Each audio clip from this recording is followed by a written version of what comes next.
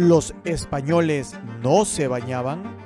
¿Qué tan higiénicos eran en comparación con los incas? Existen muchas leyendas en torno a este tema.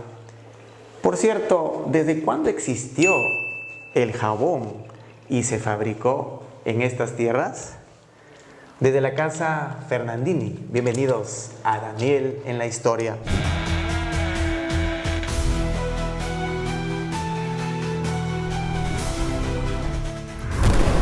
Mi nombre es Daniel Montoya. Desde niño me fascinaron hechos y narraciones del pasado. Lleno de imaginación, viajaba a través del tiempo y hoy lo podemos explorar juntos. Esto es Daniel en la Historia. Hoy les contaré jabón en el reino. Existe evidencia del uso de jabón en Mesopotamia, Egipto, Fenicia, en Grecia, pueblos germanos y galos y también en Hispania.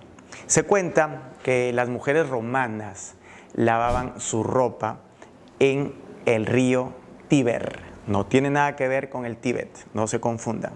Este río Tíber estaba a las faldas del monte Sapo. En este monte Sapo se sacrificaban animales. Con las lluvias caía esta grasa animal y las cenizas que era arrastrado por el suelo arcilloso. Las mujeres se dieron cuenta que sus manos quedaban limpias, blancas, al igual que su ropa. A este proceso químico entre la grasa animal más el hidróxido de potasio, que es la ceniza, con el agua, hoy en la actualidad se llama saponificación por el monte Sapo. Incluso en italiano, jabón es sapone. Sin duda, en el imperio incaico tenían los pobladores una rigurosa higiene, pero más que nada por un rito espiritual. Por supuesto, en la Baja Edad Media, y escuchen este dato, en la Baja Edad Media, entre los siglos XI, XII, XIII y parte del siglo XIV, existió el jabón, pero no era muy usado, había una falta de higiene. Por ello se dieron muchas epidemias que diezmaron a gran parte de la población. Pero tienen que tener en cuenta los siglos. Cuando llegan los peninsulares, cuando llegan los españoles, estamos hablando del siglo XVI. Y precisamente, ya muy lejos de la Baja Edad Media, los españoles introducen la fábrica de jabón, que aquí se le va a llamar las casatinas. En España, en el Viejo Mundo, se les llamó almonas a estas fábricas. Las casatinas, por lo tanto, son traídas por los peninsulares en el siglo XVI. En Sevilla, muy famoso este desarrollo de la fábrica, sería el jabón de Castilla.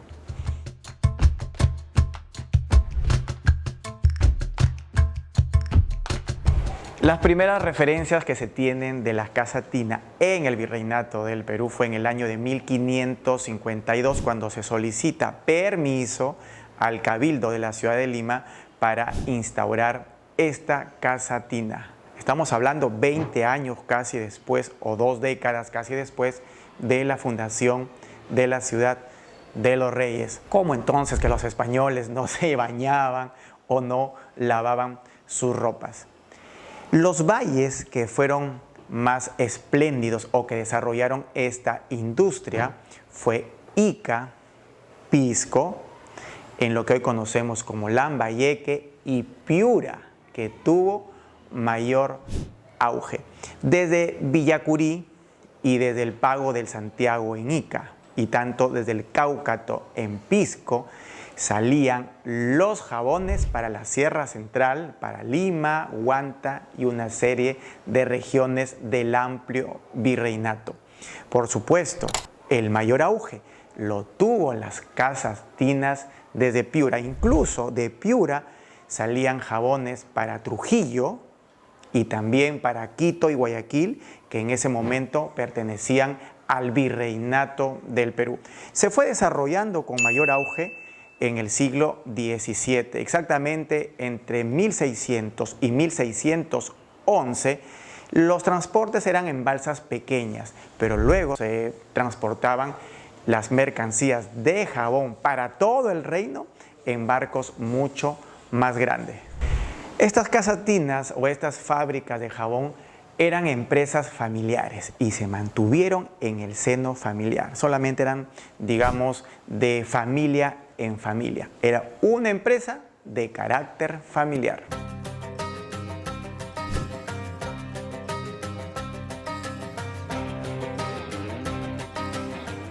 Sobre estos negocios familiares lo corrobora el Archivo General de la Nación y hay abundante documento de estas personas que tenían estas empresas de las casas tinas. Uno de estos ejemplos es la familia Albújar y se evidencian con sus documentos notariales en su testamentaría. El precio del jabón variaba de acuerdo al agua existencia. Si escaseaba el agua, subía el precio de este jabón. Pero ustedes se preguntarán ahora lo principal, ¿cómo se hacía el jabón? En las documentaciones figuran lo siguiente: las casas tinas tenían unas pailas de cobre. En estas pailas de cobre se vertía la lejía. ¿Pero cómo? ¿Ya existió la lejía en aquel tiempo? También lo producían. Y la lejía llevaba una planta que fue traída del viejo mundo, el lito, que se adaptó perfecto a nuestro clima y también, por supuesto, al suelo de esta región. Este lito servía, por supuesto, y de ahí se obtenía la lejía. Pero entonces ya con este primer producto servían en las pailas sal, cal, algarrobo y otra planta oriunda de estas regiones que era el charán. Todo esto servía. Pero ¿qué le daba esa grumosidad al jabón? El sebo del ganado bovino y caprino.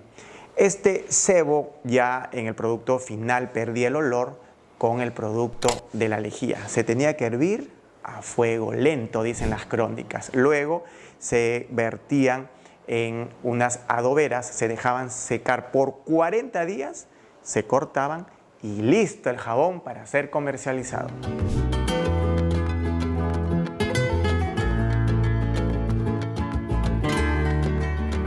Las casas tinas no requerían de un espacio muy amplio. Se tenían estas pailas de cobre, también espacios para poder retirar la grasa y el pellejo de los animales y, por supuesto, piezas de molino con la piedra. Estos jabones que se fabricaban con la grasa animal, que a pesar que tenía la lejía, se usaba para lavar la ropa, pero también algunos lo usaban para su aseo. Sin embargo, con el tiempo se fueron agregando, en lugar de la grasa animal, grasa vegetal y plantas aromáticas para la higiene personal. No exageremos que los españoles no eran tan higiénicos. Por supuesto, tuvo un declive tanto en el sur y en el norte estas fábricas de jabón o casas tinas. Primero por las importaciones y luego porque aquí en la ciudad de Lima, la capital del reino, se empezó a desarrollar con fuerza estas fábricas de jabón. Una fantástica historia que se los he contado desde la Casa Museo Fernandini aquí en el Centro Histórico de Lima. Tienes que visitarla de lunes a domingo desde las 10 de la mañana hasta las 6 de la tarde. Nos vemos cuando entremos en la historia. Chao.